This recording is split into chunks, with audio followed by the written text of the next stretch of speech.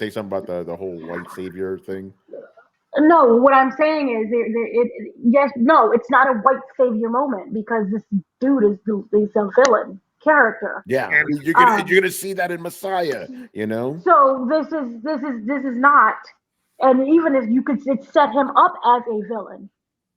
So there's no white savior moment in this at all. Yeah, this but you know how people are. They're fucking just simple, you know. Right. No, it's more to show how an outsider comes in and destroys everything. Yeah. So this is literally the movie that you want. Yeah, and even before that, the Bene Gesserit came to this planet and fucked things up. You know, again, Frank Herbert, you know, his whole thing in the book was like, don't put your faith in people like this. That was one of the themes of the book. Do not put your faith, because they will be corrupted, and that you already seen that with Paul. This is a false prophet book. Yes. This whole thing was to set up false prophets. Yep. So exactly. to me, that's why I loved it even more, because it's not like he's the one. He's actually not. But it's to show, and that's what it's written. No, it's to show. Like if you look at the Javier Bardem character, that's why I loved it so much with him, because it shows how someone, without question, that blind faith, without even like, let me think about this for a minute. That line, remember the line? I don't care what you believe. I care what I believe. He says that to fucking Paul. You know, it's like, damn, you know, like that's how powerful faith is with some people. Like, okay, you see the evidence in front of you, you don't care. You're seeing what you want. You know, it's like, oh, yo, look at the way he stepped on that rock. It's real. It's real. Like every little thing, it happened.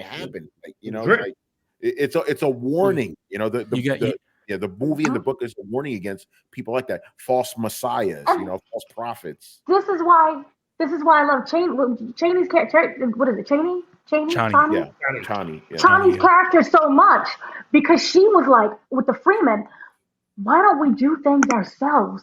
Why don't we fight our own oppression? Yeah. Why don't we get out there and, you know, just basically be our own person and, you know, rise together instead of waiting for someone to come? We're adding into our own oppression by waiting for a savior. Yeah. But the savior ends up being a villain as opposed to you rescuing yourself. That's why, for me, when he said, I'm gonna marry Florence Pugh, you felt that gut punch. Because it wasn't like, oh, I thought you loved me. It wasn't an I love me character. It was, oh, he's really fully going into this false prophet narrative. He's doing the exact opposite of what is for the Freeman. So it's not even like, oh, for the people. It's for the Freeman. He says he's trying to help, but he ends up destroying. So that's why I got nothing but respect for my process. My man. Got the white woman, you know. And that was the other thing. It's like, you know, like Chani, she didn't care about that stuff. She cared about him. You know, like that scene where, like, you know, he's like kind of just on the verge of death. Everybody's like, oh, he'll be back. She's like, what the fuck you guys do? What the hell you yell him? You know, it's like, I like that. Like, it was genuine care there.